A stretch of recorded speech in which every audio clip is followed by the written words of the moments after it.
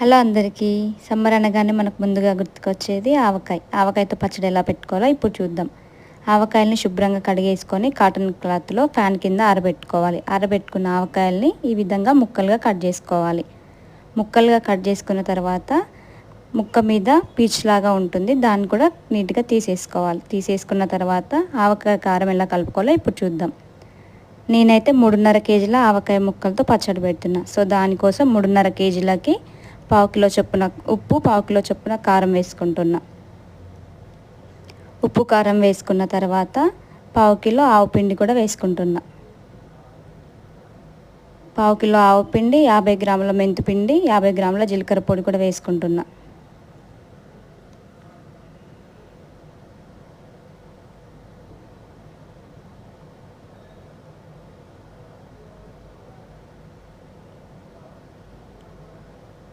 మొత్తం పొడులు వేసుకొని ముక్కలకు పట్టే విధంగా కలుపుకోవాలి.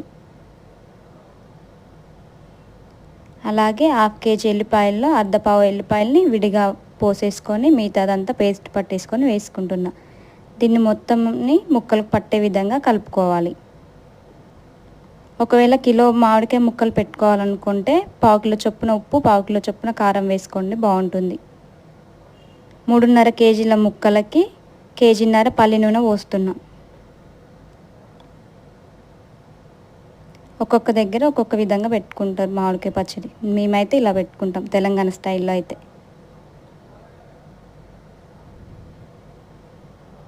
ముక్కకు పట్టే విధంగా కారం మొత్తం పట్టేలాగా కలిపేసుకోవాలి. ఆయిల్ అండ్ పొడులు కూడా మొత్తం ఈ విధంగా కలుపుకోవాలి.